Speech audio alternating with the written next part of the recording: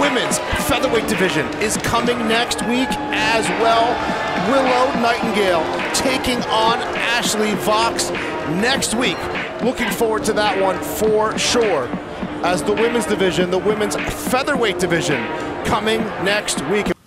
You know, and we all have our 15 minutes of fame, and I'd like to take a couple of my 15 minutes to talk about the rights and the wrongs in the world of professional wrestling. And it is for the WWE Championship. This match is for the ECW World Heavyweight Championship. For the World Heavyweight Championship. The match and new NWA Heavyweight Champion. We appreciate you guys coming out and taking your time to support women's wrestling in America. This match is for the AWA World Heavyweight Wrestling Championship. Hello, and welcome to another edition of the Rights and Wrongs of Pro Wrestling with your host, Mr. Green. I am he, and we are going into the podcast. And for those who did not tune in last release, I won't say last week, but the last release, you may notice something a little different within the course of this podcast, in that it is not going to be all women's wrestling. There will be a MLW Fusion Alpha review, and I did discuss why I was doing those in the last one, but I will do a brief recap in that I was contacted and asked, hey, would I be interested in reviewing the shows. That, along with the fact that MLW is now set to have a women's division, which in their world they call a featherweight division, and I'll go into that a little bit later on.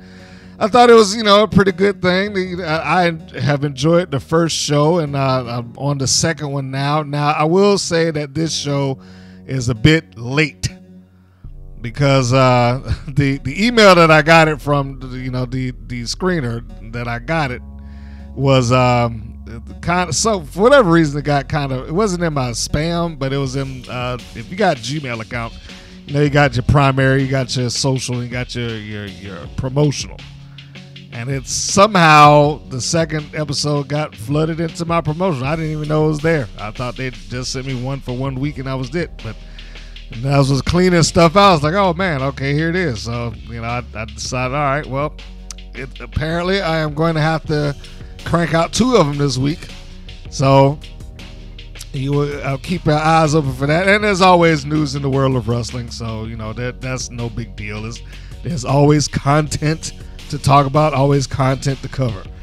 Before I go into the major content here, or at least the content as it relates to the women's wrestling side of the world, I would like to say, for those of you that are listening, please give a stop by to our website, WPNWrestling.com.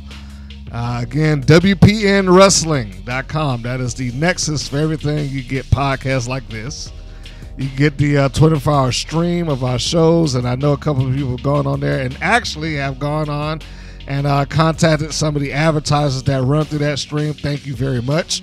I don't know who you are specifically, but thank you, because those things do help support the site, the channel, all of it. So thank you for whoever you are, wherever you are. We appreciate it very much. Also, we're going to be attaching the Teesprings link onto the site. So when we have more shirts and things like that are being added on regularly, you will be able to go on and purchase those items. That also helps the growth of the channel and the site. And I know there have been some people that ask, hey, would you get so-and-so to have a match with this, that, and the other? Well, I would. Those, and we've done it here and there, but it's not been a regular thing, because you're trying to pay fairly for the talent that you have coming in, and that when you're doing this, and when I say we, I mean me. You're doing this out of pocket, that can get a little costly at times, but I still work on it. I still try to get the people in there, because I know the matches are what a lot of people tune into the channel specifically to see. So always working on that, and your support goes a long way in helping that out.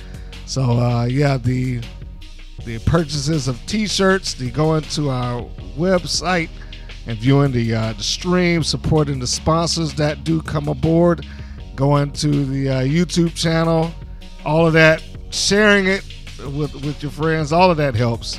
So I want to say thank you to everyone for that. Now, let's get to the news. And we have to start off with one that is, I don't want to say it's kind of lingering. It actually just kind of popped up a couple of hours before I sat down to do this podcast. But it does tie into something that I have long given a lot of review or criticism towards. And so we're going to get into that. Tessa Blanchard has returned, or is preparing to return to professional wrestling. Now, the obvious question would be, where exactly would she be going? So I'd say she's kind of returning to professional wrestling, and that she's signed up to go back to WoW, apparently. After a year and a half of not doing much of anything as a free agent, you know, she's listed as a former Impact World's Champion, and she is. But it has been reported, and I want to say who it is reported by Fightful Select.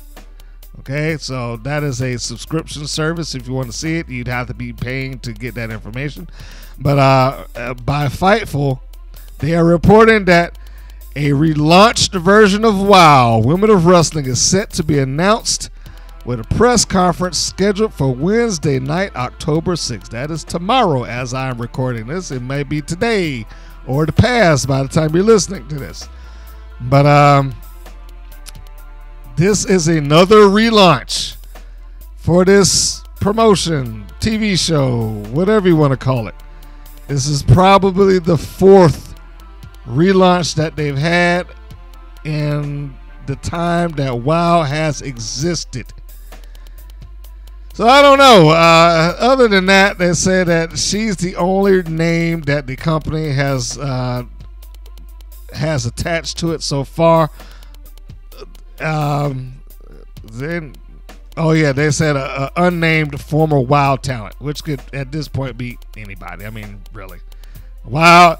I will say WoW has had a lot of talents coming in, but whether that's somebody that's a bona fide wrestler like Jesse Smothers or Jesse Bell or Kiera Hogan or Diamante, or whether that's one of the girls who was strictly a WoW girl and nothing else, like the Beast or Steffi Slays or Lana Starr. I mean, you know, so that's pretty up and down with that unnamed former WoW talent. They didn't even say a former WoW champion. They you know, WoW talent is very, very vague. So I won't even bother with that. The only name that matters in this report is Tessa Blanchard. Now, a lot of people question why she didn't go to WWE or why she didn't go to AEW.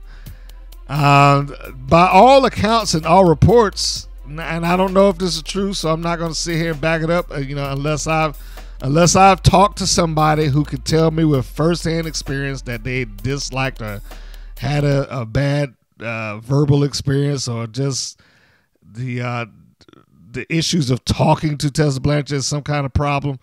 And I've heard all of those things, but, you know, I mean, probably in the same locations that you have. A lot of news reports saying that she's got a lot of heat. You know, AEW didn't really want to touch her at the time. You know, she had a lot of fallout with that reports of her bullying people backstage, using racial slurs, and just overall being hard to kind of deal with. The same kind of reports that you got when she was at the first Mae Young Classic. Everybody assumed that she would be a shoo-in to get signed coming off of the first Mae Young Classic. And they was like, well, she's kind of difficult to deal with backstage. Again, I don't know how true that is. I don't know if that's something that is just reports for report's sake, or if, you know, but I will say this. When you get a lot of different reports from a lot of different sources and a lot of different people saying essentially the same thing, whether it's totally true or not, there's probably some smoke to that fire. And, you know, as a talent, I like Tessa Blanchard. She's exceptionally good. in the ring. Bell to bell, she can go. But you've heard this. I've heard this. You know, most people listening to this have heard this for some time now. And at this point, I'm like, you know what? There's probably some smoke to that fire at this stage. When, you know, AEW of all places, I mean, because they were signing everybody. Like almost everybody under the sun, they were scooping up. If you had any sort of name value to you at all, you were probably getting signed by AEW at some point. So, you know, for her not to have gone there was a little bit surprising. Not so once we heard all this other information. But, you know, it was surprising prior to that knowledge, prior to the knowledge of knowing that she had some alleged issues backstage. The WWE, same thing. We've heard that that was just something they decided to pass on. So it makes me wonder if WoW is there because there's really not a lot of option left. I mean, yes. Do I think that it will change over the years or over time? Yeah, I think it'll change. I think she'll get to some point where somebody be willing to play ball with her or at least take a chance on it.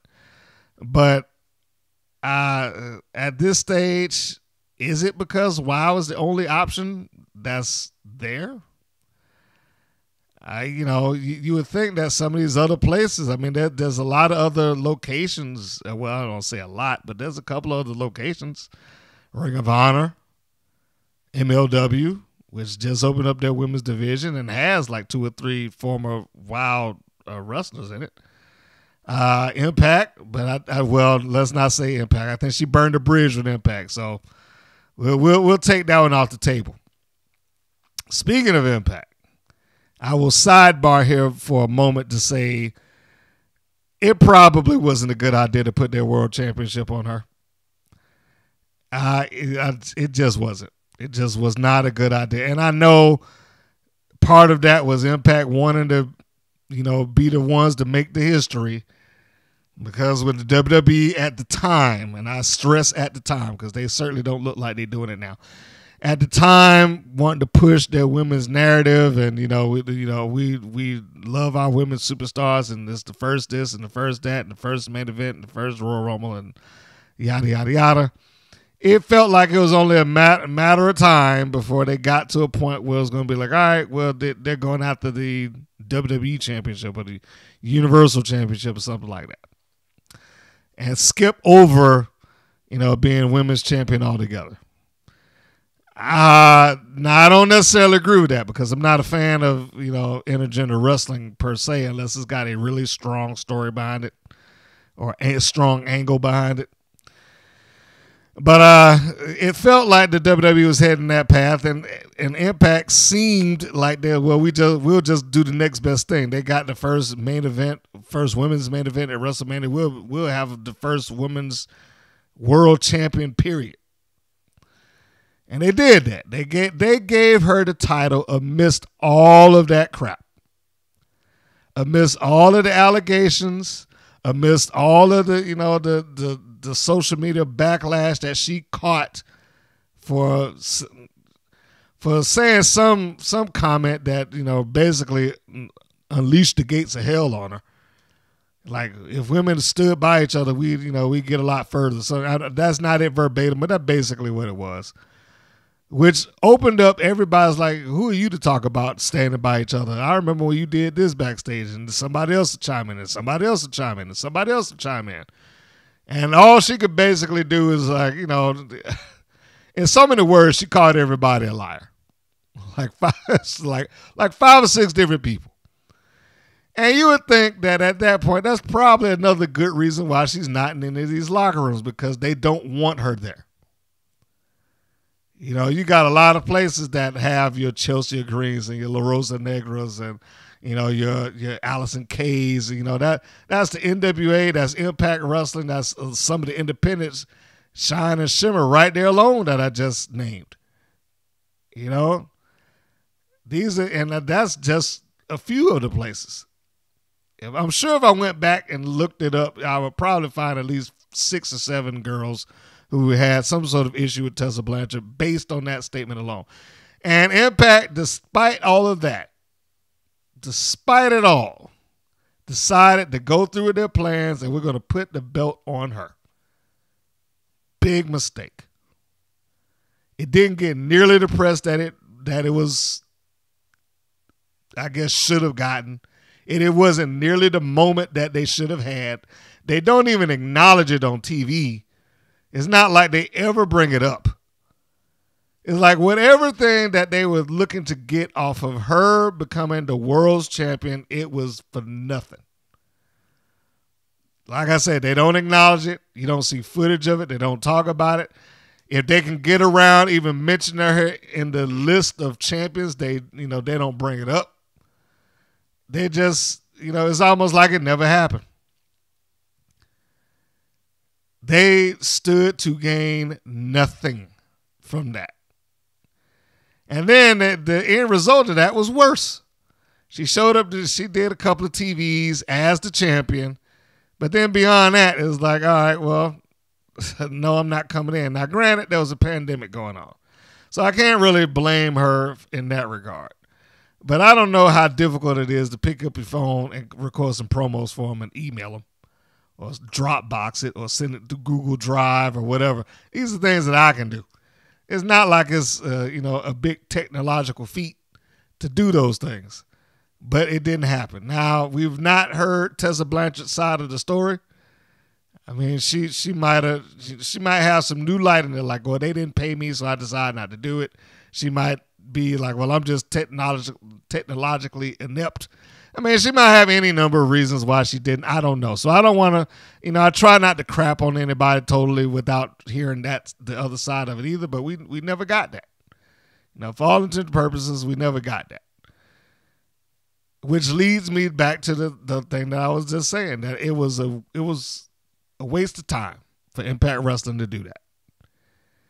And I'm sure it has marred any thought that they've had about doing anything similar in the future. I know Jordan Grace had gotten some X Division championship matches and title shots against Rohit Raju shortly following that, but other than that, I was like, they're not trying to mix those. They're not trying to cross the streams anymore. The women stay with the women, the men stay with the men.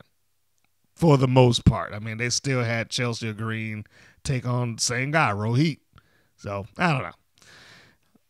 The end result is, the whole question is, did she have any other alternative? I mean, because I know from everything that I remember in the past with WOW, she was highly spoken of in the WOW organization. She was the face. She was the face of that organization for a while.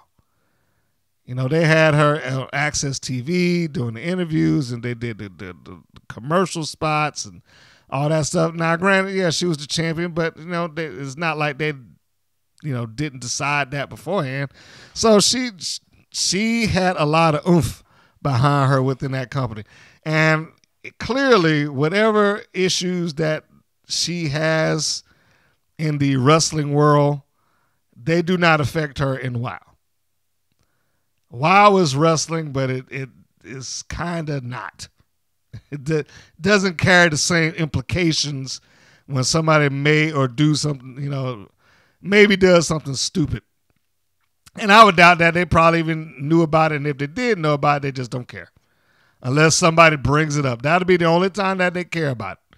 If it somehow affects WOW's relaunch. Now, speaking of WOW's relaunch, there is no official date.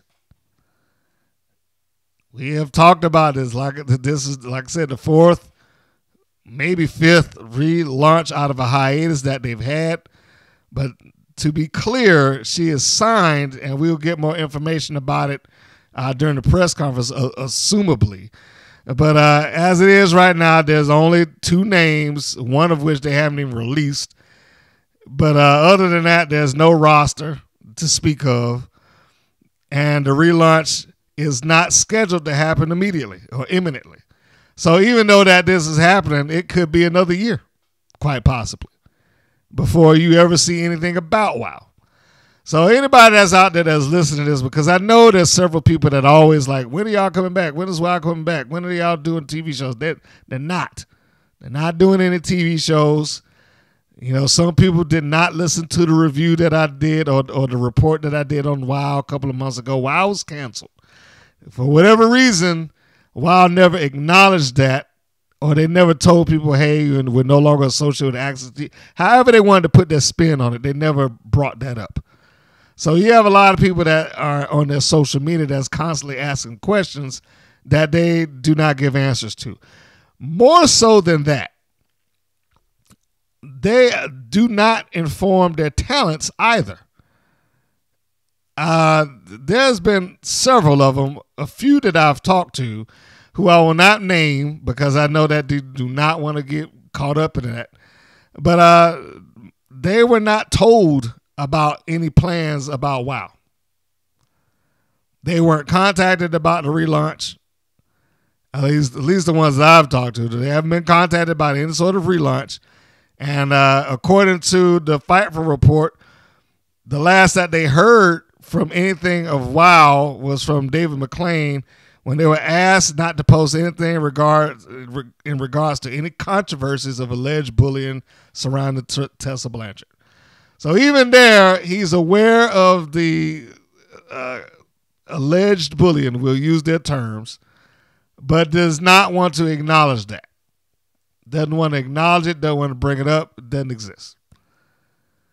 So, you know, that, I don't know what to say about that. Because WoW isn't a big enough fish for anybody to really protest it or care. That's where they get to slip under the radar. They have a luxury that AEW and that the WWE simply do not.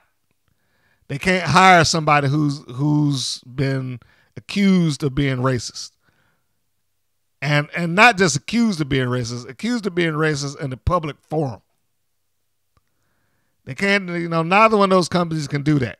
And then you go down to the next tier of wrestling promotions, Ring of Honor, MLW, Impact Wrestling, NWA. None of them can do that. None of them can just decide that, look, I'm not going to care about you and your racist comments going to work for me. They don't get the chance to do that. If they know about it, they can't do it. They have to cut bait. Look what happened to Tommy Dreamer. He made some stupid comments on that Dark Side of the Ring episode. Basically, it wasn't racist, but basically dismissing a flight attendant and her experiences, her uncomfortable experiences with Ric Flair. And Tommy Dreamer more or less just brushed it off. Like, well, you know, that was the Nate being the Nate, and, you know, he's got a hammer on him, and I'd show that thing off too. And if she really was that upset about it, she should have sued. You know, all of that stuff. And they didn't waste no time cutting bait on him. No time. So you can imagine that they're not going to bother trying to sign somebody up who already got heat on them. That's just not going to happen. Even independent wrestling companies sometimes will avoid that, some of them.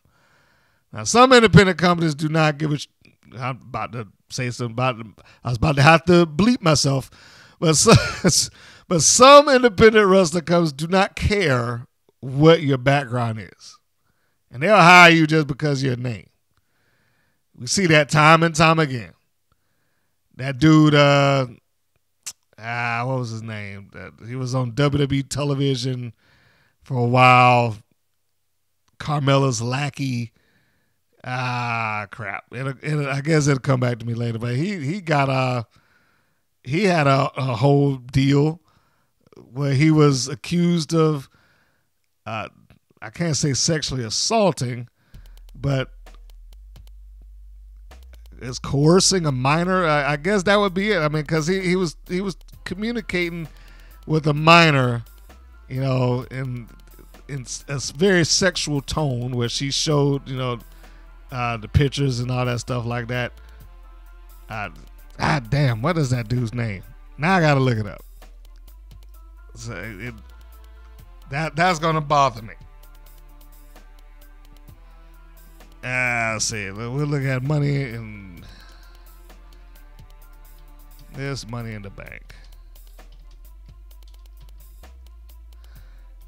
'cause I know he was there. So let's go with that, and that might help establish who this dude is. And I apologize, but that was just a random thought that hit my head, and now I'm really wanting to know. I really need to know who this dude is. And he helped Carmella. That's all I can remember right now, and I cannot recall his name for the life of me.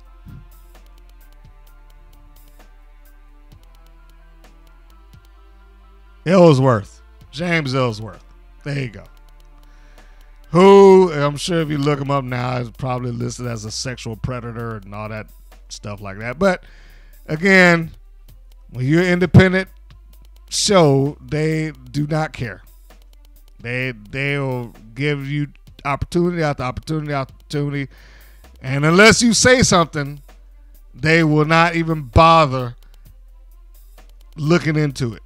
In fact, one of them was going to defend it to me. I brought it up at one of the posts that he had. I was like, it was like, I can't believe that y'all hiring this dude. And this was when he was fresh in the midst of it. He was fresh into it. The accusations were hot. And he was about to go right in and defend his decision, and he typed something and immediately deleted it. Didn't want to get into that. Now, I don't remember if he kept on the show or not, but that's neither here nor there. But the point is that you're moving down the ladder at that point when you have to take those bookings to the people that don't care. I do not get the impression that the Wild cares about whatever Tessa Blanchard did. They're going to go back and they're going to treat her like the hero that they did when she was on there the first time. So anyway, one other thing that we know about the Wild relaunch is that allegedly is tied into the NGW teasers that are running right now. I think they just started up a IG not all that long ago, or Twitter. The only thing that you can really get off of that is that it is a women's promotion because they don't show any faces. They show bodies, and they show, slow motion, putting your gear on and all that stuff. They do not show or identify anybody. So you don't know who's involved as far as the roster is concerned. And you certainly don't, they didn't even unleash what the NG was, but from one of the hashtags, it's kind of safe to assume is, what was it, Next Generation or something like that. So, was it Next Generation? I got to look at my note. Anyway, it was a Twitter account. They got hashtag expect more, which is, their little slot right now. And it is assumed that this is going to be bursting on the scene, those are their words, sometime next year. So we're talking 2022. And it is new generation. That's what it was. That was the phrase. In 2022, it's out with the old and in with the new generation. So NGW, we can fairly assume that the NG is for new generation wrestling. Now, what the connection here is specifically, I don't know. They are reported as being pretty much the one and the same as WOW, and another property owned by Jeannie Buss, who also owns the LA Lakers, more famously, and she is attached to the project, which makes her technically own the company. Jeannie Buss. I don't know what I can say about her as a owner to this. She kind of reminds me of Ted Turner a little bit. And that Ted owned WCW, but he really didn't micromanage that. It was just another thing that he owned, amongst many things that he owned. I mean, he owned Cartoon Network. He owned the TBS. He owned TNT. He owned Turner Classic Movies. You know, he owned WCW. It was just one more thing that was in his personal portfolio. And there are times, and, you know, take this with a grain of salt, because I haven't had the opportunity to talk to Jeannie Buss. But there are times I get the feeling like this is way in the back burner for anything that she's dealing with. I mean, first off, we know the LA Lakers are the money. She's never going to not pay attention to the Lakers. The Lakers are the money. That's where the cash is coming in from. But I'm really concerned about this because, again, this is not like she's just been introduced to this company. It's not like she's just introduced to WOW. It's not like she's just introduced to wrestling. She was featured on WOW back in 2000 when they first started doing it. And I don't know if she was listed as the owner then, but she was there. And I can only assume that if they put her on the TV and started talking to her, that she probably was an owner. That relationship between Jeannie Buss and David McClain goes back at least 2 decades. But at this stage, my real question is, and I went through this all before, I'm going to make it brief on this particular segment, is you should be doing something different than what you've been doing. And maybe that's what the NGW is. Maybe that's where they're coming down with. Maybe the NGW is their way to start this thing fresh and take a different route. Because I don't think WOW has the equity in it that they like to believe that it has. I mean, WOW is I guess, somewhat of a recognizable name and it's been around for a while, but it doesn't have nearly the backlog that, say, Shimmer does. And Shimmer only runs like, twice a year? But they've been doing it consistently. They have so many names that you can go back into their catalog and pick out like, oh, yeah, remember when this person was in, this person, Mercedes Martinez and Natalie Neidhart and Davina Rose, who became Bailey, and, you know, and Rebecca Knox, who became Becky Lynch. And, you know, they got so much talent that has been in their footage. I mean, it's ridiculous. There's no way that company should have outdone WOW over the course of the years, but they have, because they keep producing. Same thing with Shimmer. I mean, not Shimmer, Shine. They keep producing. WOW hits a brick wall and they go away. And I'm not saying that a pandemic was no reason for them not to do anything, because it was, you know, the world stopped.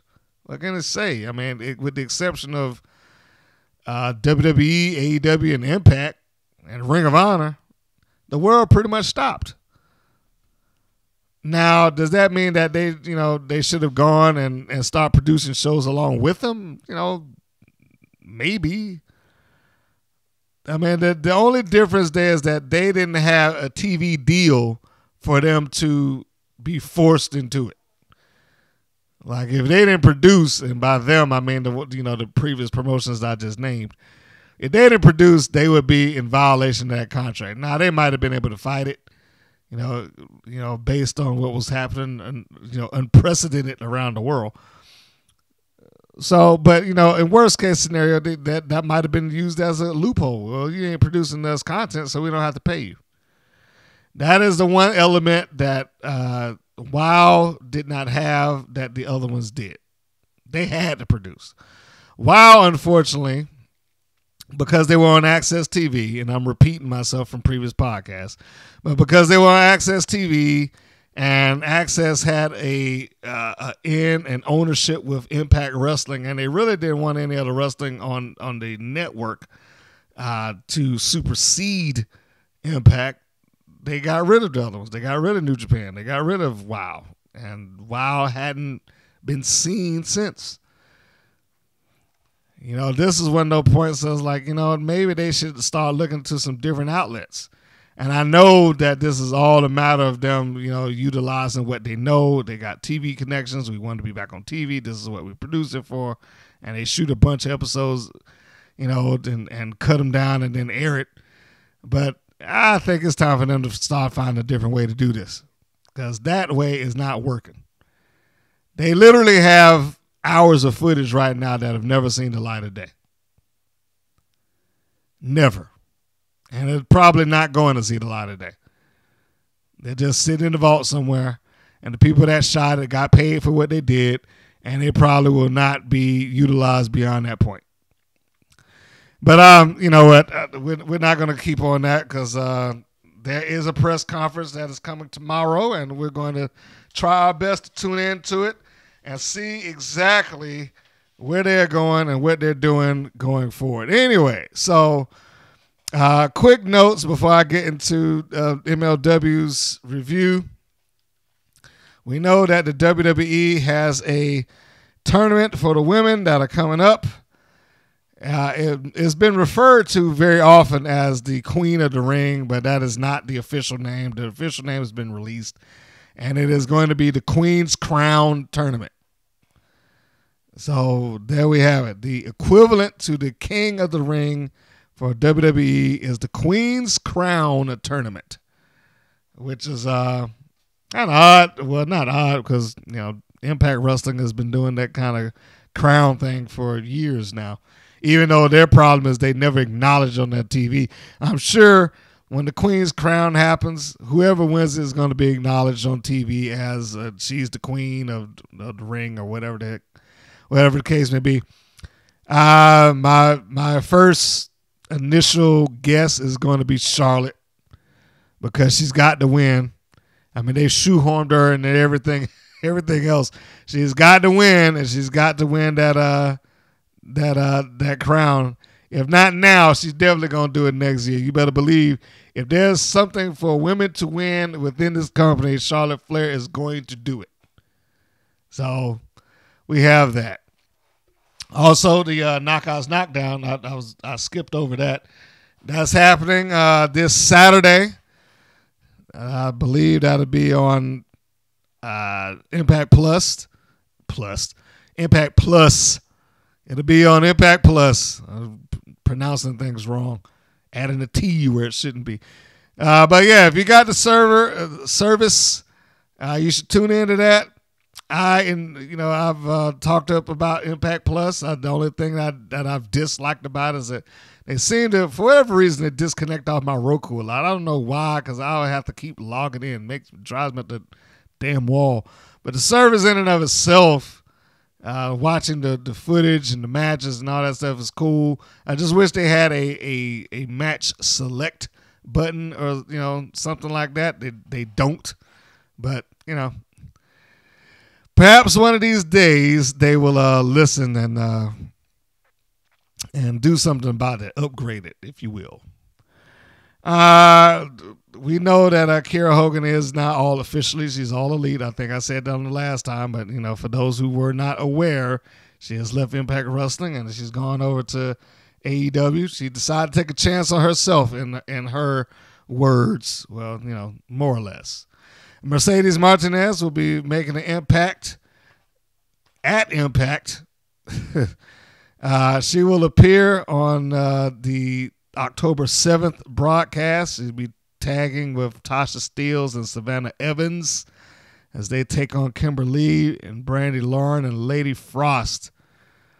I'm not overly fond of the undead thing, because it leaves too much room for them to want to start doing goofy stuff. Like I'll go back to Extreme Rules in a second, because I want to just briefly talk about the women's matches there, specifically the Alexa Bliss. But yeah, I'm not overly a fan of that, just for those reasons alone, because they always have to keep pushing this supernatural narrative, which admittedly it was kind of entertaining and cool at the beginning, where you get to see this. Oh man, that's great, the broken universe thing from back in the day, because that basically where it all started with Impact. the broken universe. So thereby, they've kept doing it. It's like ever since then, they just had to keep doing it. And now they've kept doing it. They got the dark universe, and you got possessions and this, that, and the other. And that is just, it's too far. They should just let that go. Just let it go. It's enough. That whole run of these people got supernatural powers is just ridiculous at this point. Like I said, it was cool to begin with, but when you apply some logic to it, it's like, why is this happening? And that's all it takes. It doesn't even take you thinking hard about it. Like, if you got all these supernatural powers, why are you losing? For what reason is Deonna Purrazzo able to knock you out with a pile dropper when you clearly had the ability to transfer yourself from one dimension to the next and, shoot beams of energy and possess other people's bodies and stuff like that? Why is this mortal person able to defeat you? What happened to all these superpowers of yours? Anyway, I'm getting off track. I just had to vent there for a second. The lineup for the Knockouts Knockdown 2021, which again airs Saturday, October 9th. These are the matches. As is listed currently. Of course, everything is subject to change. You have the 8-woman tournament match with the winner getting the future Knockouts title shot, which I will go on record to say right now, I am happy that they're doing it because they have never done it before. Every year that they had these knockouts, knockdown tournaments, they have always just had the match. They had somebody win, and it was almost like they never acknowledged it ever again. They never acknowledged that whatsoever. If you didn't order the pay-per-view, you wouldn't even know that existed. So it is it's nice to see them do that. The Knockouts Championship match that is happening that night is listed as Deonna Purrazzo versus to be determined. So I don't know if they're going to have the match and then have that person challenge the same night, which I guess that sounds like they're going to do it. I mean, who knows? That's the only way that I can really see this, because otherwise, why is it to be determined to begin with? They should just, announce who it is, but seemingly it is going to have to go through this 8-woman tournament and find out. Now, my personal pick with that would be Mercedes Martinez, but that would also be like the second Knockouts match that she would have had inside of a month's time. Although the first one that she had is taking place at an independent wrestling event, so in Impact Wrestling world, that doesn't count.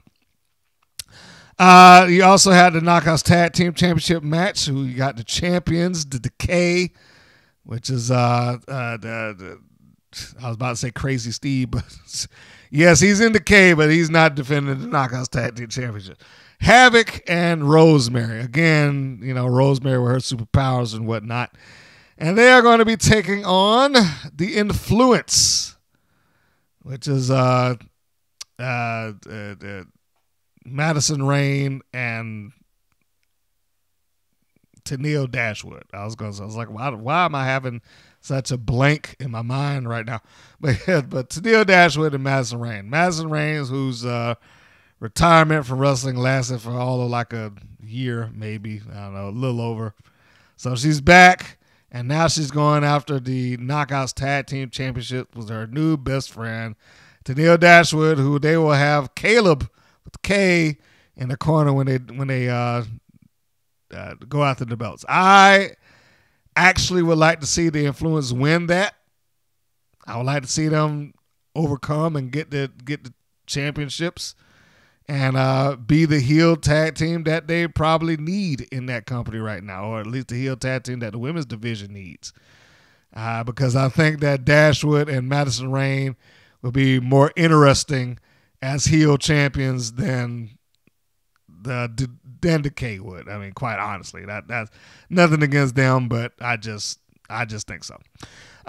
We also have a match which is clearly there for a remembrance of Daphne. They already have that kind of listed, but this specific match is going to be in remembrance of her. It is a Monsters Ball match, and the participants are to be determined also. But it is we know who that's for. Daphne is one half of the only women, along with Taylor Wilde, who took place in it in a Monsters Ball match, which is basically their version of like tables, ladders, and chairs and what have you. Just an Extreme Rules match. Everything goes. So that would be interesting. Now, generally speaking, I'm not a fan of women getting into super duper extreme matches where they're going to get bloodied and whatnot. But Impact Wrestling doesn't really go that far. Now, there's some women out on the independent circuit that will really do well inside of that because they're willing to take it. Mickey Knuckles being one. She's come back. But I will give her Mickey Knuckles credit. She never officially announced retirement. She just said she was done. So I guess she's changed her mind. She's back. Randy West, she also would be good in it. Sarah Dox, she also would be good. I mean, these are women who would do great in this. And this is the venue for that because the Knockouts Knockdown is traditionally always taking women who were not signed to that company and put them onto a platform, which, some of them need it. Some of them still need. So it'd be great to see that, but I will hold. I'm not going to hold judgment of the show and the Monsters Ball until I see it. I'm sure they will do everything in their power to make this show work and that match work. The commentary team will be an all-female team. Mickie James, who is signed to the NWA but somehow appearing here, and Veda Scott. They will be providing the commentary. So I can only imagine, given what has happened between Mickie James and Deonna Purrazzo over the last few weeks, that James is going to get in Purrazzo's face or something of that nature, but we will see. And this will also be announced by ring announcer Melissa Santos. So she is back doing ring announcements. Of course, she hasn't done it for Impact, but some people know her from Lucha Underground and what have you. So there we are with that bit of information. It should be a interesting show to say the least. MLW Fusion Alpha number 2. This is I have to say it again. A beautiful looking show, very crisp, and they started out kind of showing that very beautiful crisp shot over the bridge, Philly. The first thing I thought about when I was looking at this is that this is a huge change from what MLW was to what it is today. MLW, when it first was created, was essentially like a ECW clone. Now that was back in 2002. So that was a point in time where you had a lot of different companies looking to try to fill the void of what happened in the wrestling world, where ECW died and WCW died. And the original version of that was it was back in 2002, and it relaunched in 2017. So it was a massive difference between the two of them. This looks far more like a combat sport more than anything, and I dig it. It looks good. The first match you had here, and I'm going to try to pronounce these names correctly. Aries and Aramis. This was listed as a super lucha match. But as the announcers are talking about the match upcoming, the Contra Unit hacks in to threaten Hammerstone. Hammerstone is the guy who is going to be challenging for the World's Championship from Jacob Fatu at their big upcoming event, which is Fightland. So, everything is kind of pointing you in that direction. That's one thing I will say. MLW Fusion has done a good job of making sure that everything is aimed towards, MLW Fusion Alpha. That's the official name of the show. So everything is pointing you towards this, and they're making it a big deal, and they talk about how this is the biggest match in our company's history, and so on and so forth. So that's why you have the Contra Unit hacking in, threatening Hammerstone. Before the night's over with, basically, you're going to get yours. I mean, now that's not what it says specifically, but that's a translation, if you will. But we go back to the ring, go back to the match. Aries and Aramis, especially on the first half of this match, they look so fluid together. Moves and counter moves. And the thing that got me, and I'll only say this about the first half of the match, not the later half, but the first half of the match, is that they managed to do all of this, all these moves and counter moves, without it looking like obvious cooperation. Like, we get that a lot. We get a lot of times where people are like, okay, I can clearly see that they're working together, and I'm standing here for you to do that. But they managed to do all of this stuff, as beautiful as it looked, without it looking like it was just, okay, wait your turn. You do this, I do that. It looked like they were legit doing move and counter move there for a while. Now, it didn't end that way, but that's what it looked like. They had ran a Fightland spot during the match, but you didn't lose anything off of that. I mean, it was almost like they didn't even. It was almost like the commercial for Fightland took up no time in that break in the match whatsoever. You left with them on the floor, and you came back with them on the floor. It's almost like they hadn't even moved. But this ends with Aramis giving a spinning blue thunder bomb. Now, they said it started off in a torture rack, which he did. And he went into this multi-rotation airplane spin and spun him out to a power bomb. Boom, 1, 2, 3. He gets the win. Ends on a good note.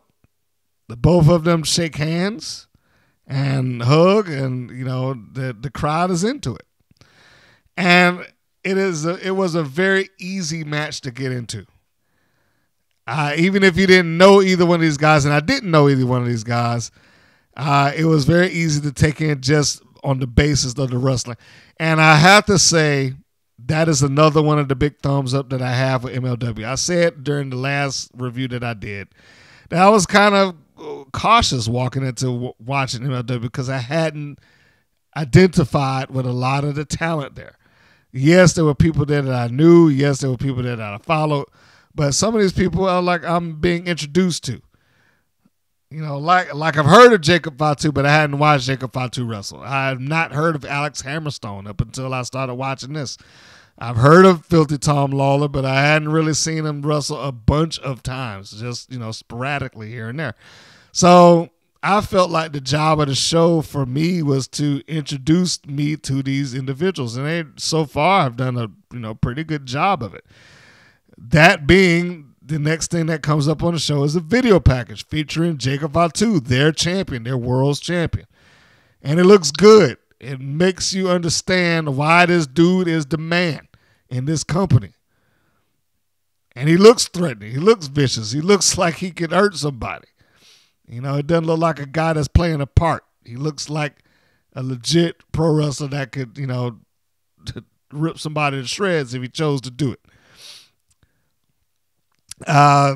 We go from that to a video. There's no words, but I'm hesitant to say the thing Titantron because that they only call it that because it's WWE, and it was Titan Sports. But we'll call it a video screener or MLW Tron or something like that.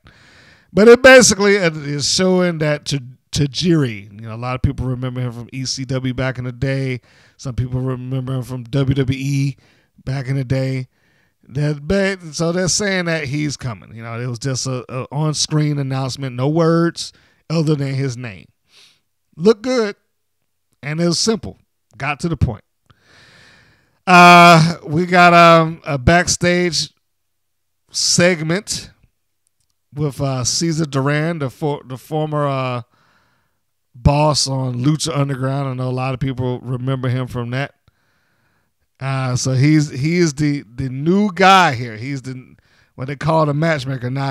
He's not going to be able to use any names that were used in Lucha Underground, because I know a lot of people have begun to filter in from Lucha Underground from there to MLW. Well, I'm not going to say a lot. That's probably overdoing it. But you have certain talents that have begun to filter in. And you can tell that the Azteca Underground is kind of their little play off of Lucha Underground without saying it. And for those who didn't know who he was before, Cesar Duran went by Darius Cueto. I think I'm pronouncing that correctly. At least I hope I am. I'm sure somebody will correct me if I am wrong. But he is backstage. He's on the phone. He's talking. He's working some deals out or whatever. He's getting interrupted. And who interrupts him but Matt Cross, demanding a title shot. And Cesar, I'm probably not pronouncing that. That's how his Cesar, he obliges. He said, he gives him the opportunity to have a title match. So next week, he gets a World's Championship match. It'll be Matt Cross against Jacob Fatu. They also advertise the women's featherweight division. Again, that is their version of just the women's division in general. Like I said, this is very much combat sports centric, and they uphold that. The women that are announced, I think this will be the first female match of this incarnation of the promotion. It will be Willow Nightingale, the former Eye Candy from WoW, and Ashley Vox. They will take on each other next week, which is yet another reason why I'm pretty sure that WoW's doing just a full-on reboot, because they ain't told nobody about that. And they've had to move on, just like Willow Nightingale has moved on. Next match, we got a favorite out here and I will say he's a favorite just judged by crowd reaction. A gentleman by the name of Bud Heavy. You heard that correctly. And he looks about like you would imagine with a name like Bud Heavy. He's a pretty heavy looking fella. Looks happy and everything, but pretty heavy looking fella. And he's taking on Alex Kane, the suplex assassin. Now, just based on the names alone, who's winning this match. I'm pretty sure I do not need to tell you.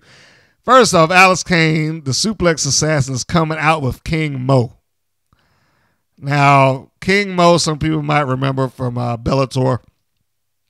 Wrestling fans will probably more likely remember him from his brief stint in Impact Wrestling. So, King Mo is the second for the suplex assassin, Alex Kane, who attacks Bud Heavy before the bell. And pretty much, this match was a squash. That's all this was. This was a squash. This was there to show what Alex Kane can do, and he beat Bud Heavy back and forth. Apparently, one of the gimmicks here is that King Mo has a bunch of cards with numbers on them and the word suplex written above the number. Now, to put this in perspective, Alex Kane, the suplex assassin, is like what Taz was in ECW when it was this human suplex machine.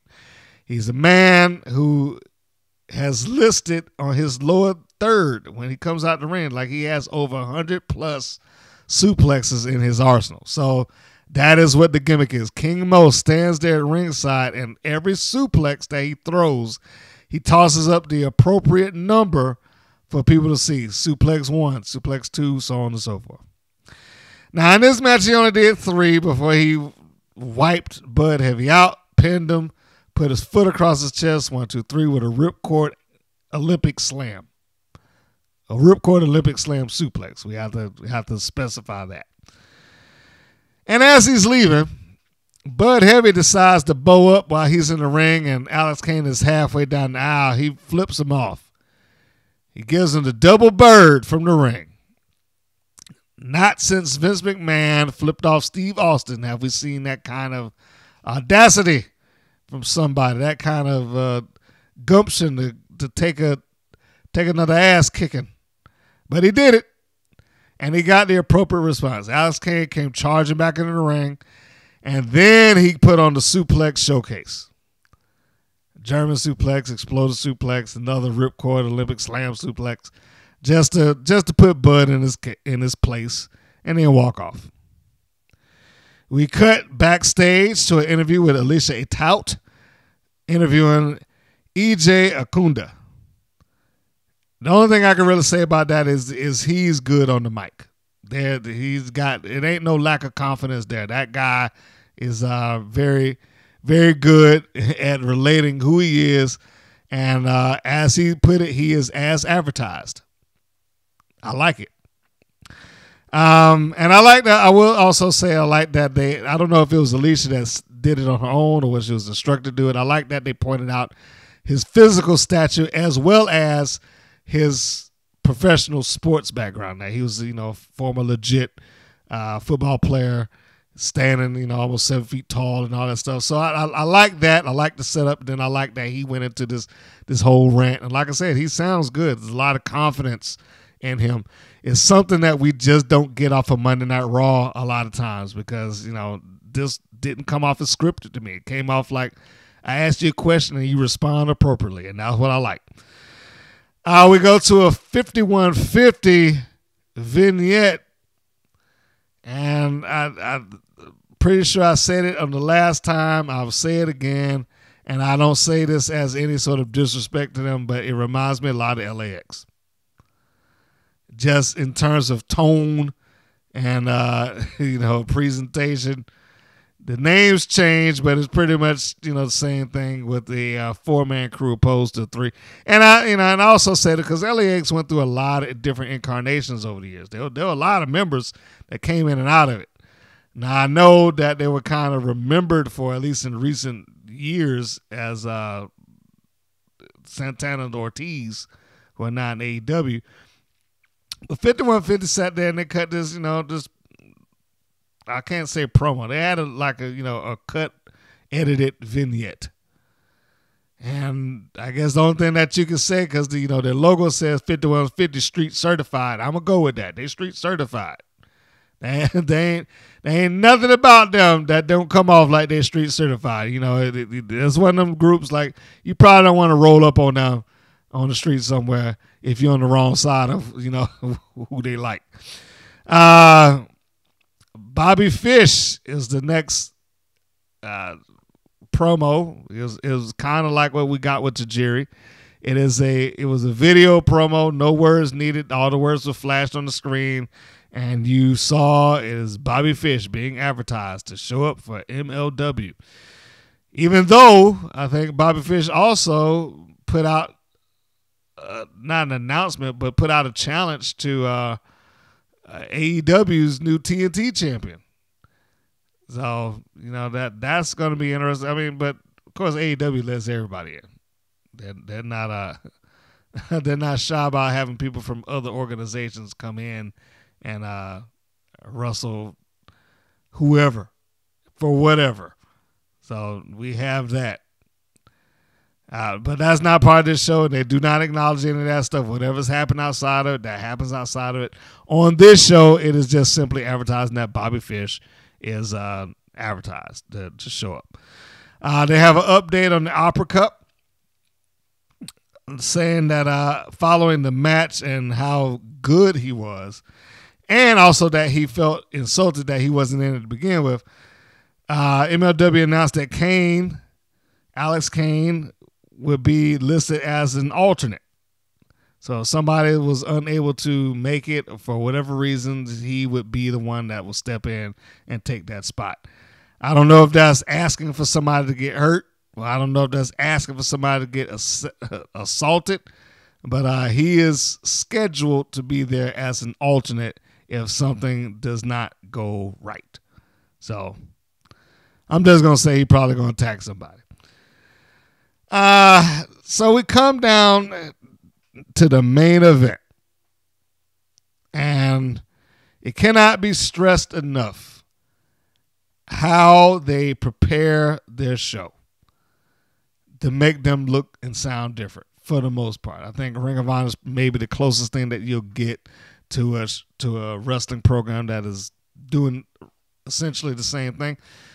But we got to tailor the tape. We got to tailor the tape between the two combatants, if you will, Alex Hammerstone and Filthy Tom Lawler.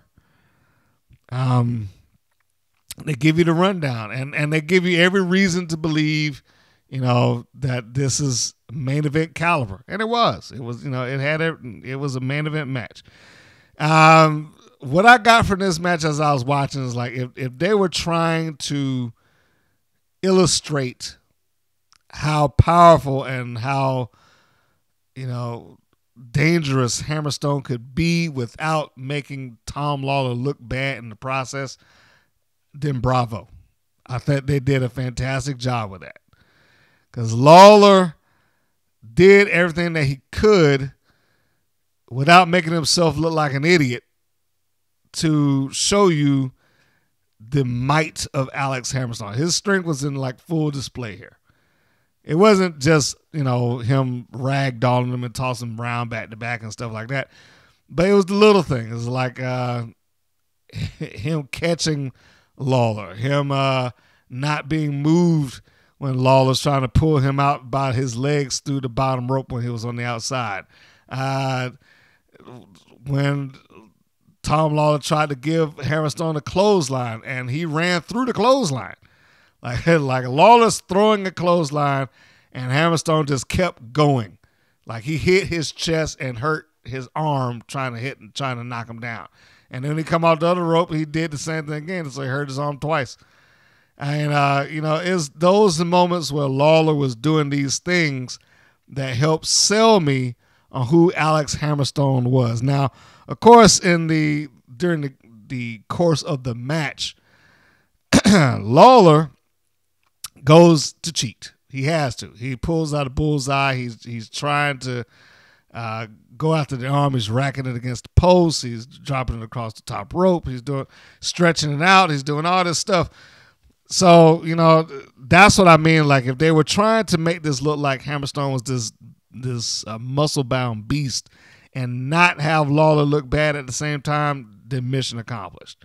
Because when it went towards muscle, Hammerstone was able to overpower Lawler on a couple of different occasions. Even when he had him in the corner, he just kind of shoved him off over the top rope and tossed Lawler down to the floor, which I thought was a nice touch.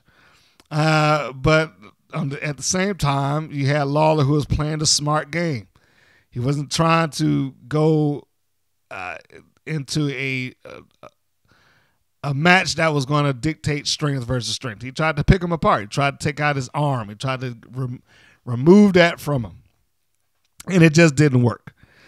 So at the end of this, you got Lawler waving towards the entrance ramp as if to call for help. But he called for help that didn't come. And Hammerstone looks at him like, what are you doing? You trying to get somebody out here on me? And Lawler's kneeling. He's begging like, no. And this is where you got Hammerstone throwing him around. He tossed Lawler a couple of times. The first toss, I thought that he might have slipped a little bit.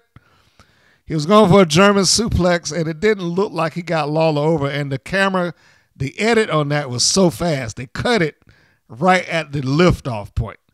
And I was like, okay, yeah, they probably cut that because he messed it up and they didn't want to show it on camera. So, I mean, I know what that's like. I understand. Sometimes you got to do that.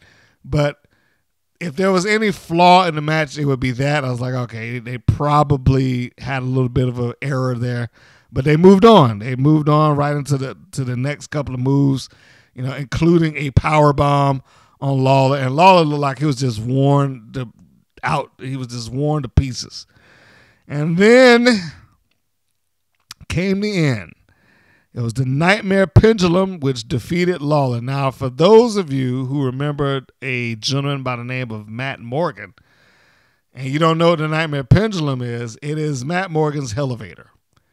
Pick him up in suplex position, spin him down, not go the normal suplex way, but spin him back down towards like a Uranagi slam. So the Nightmare Pendulum is how I did it, and the Nightmare Pendulum is what won the match. And Alex Hammerstone continues his path going after Jacob Fatu for the world's title. And I have to say, I forgot to mention that this also was a title match because Hammerstone is the champion as well.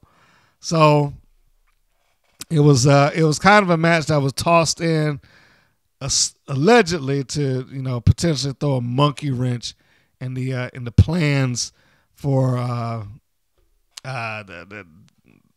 the world's title match or the double title match, I should say, that's coming up. That was the MLW National Openweight Championship that Lawler was going after, but he was unsuccessful in winning. So that was the end of the show.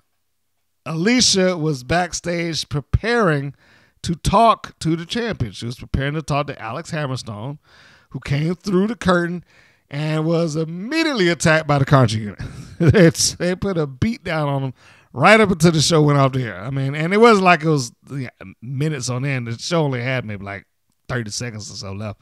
But they all came in, converged on him, beat him up, and then that was it. Show was over.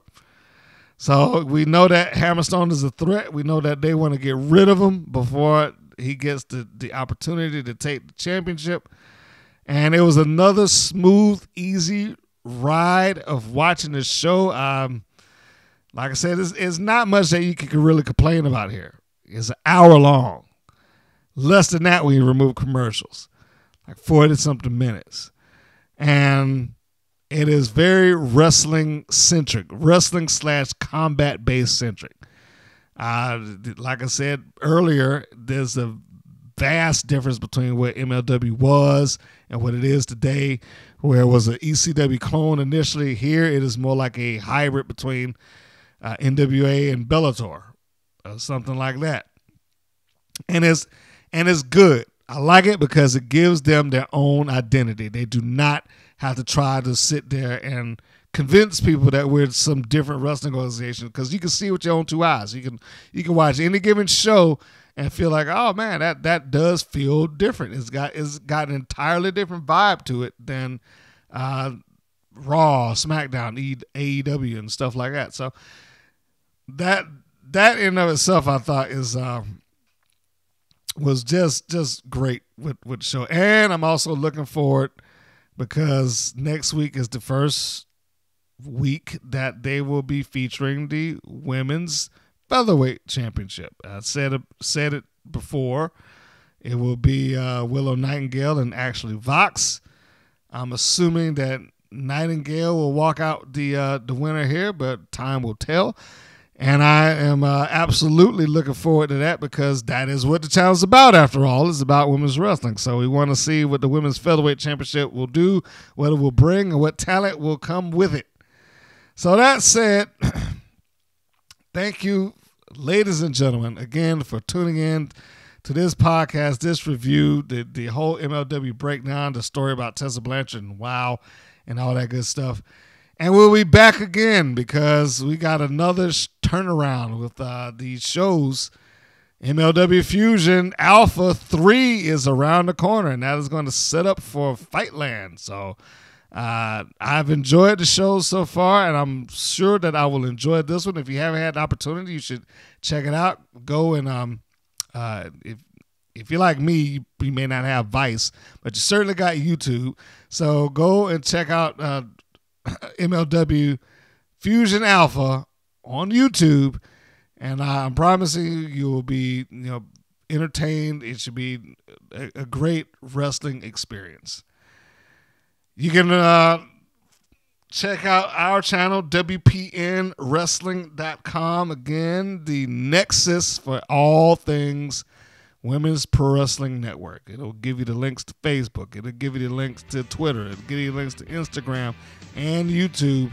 And speaking of that, it runs a 24-hour stream, 24 hours a day, 7 days a week, featuring matches, events, interviews, video game play, stuff that has been going on for that channel ever since 2013. So there's a lot of content there for you to watch, and I am more than looking forward to and want to produce some more for you guys as the months and years go on.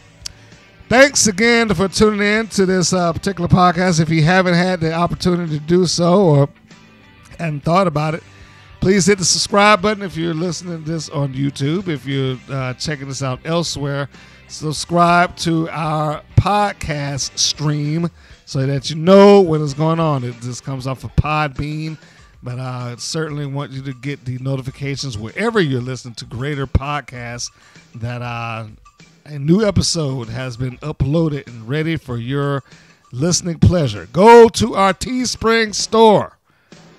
Check out some of the t-shirts. I got some new designs that I'm working on with a couple of artists, including myself. That's going to go up onto the site.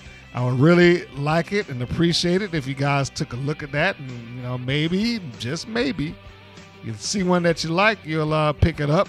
Support the WPN, support the channel, support the show. And with that, I think that covers all the bases. So I am going to close this show out. If you want to engage in some sort of conversation that you want me to address something on air, please feel free to leave a comment in the comment section below, or you can send a message via the website, and I will promise you that I will get it and talk to it and talk about it on the air, assuming that is a good question or comment. So, this is Mr. Green saying that this is Mr. Green saying, so long, folks, and we will see you on the next go-round. Bye-bye, everybody. Thank you for listening to the WPN's Rights and Wrongs of Pro Wrestling. If you have questions or comments, please contact us via our Facebook or our YouTube channel at the Women's Pro Wrestling Network. If you're new to the WPN, feel free to subscribe to our channel and like our page. We appreciate your support. Thank you again for listening.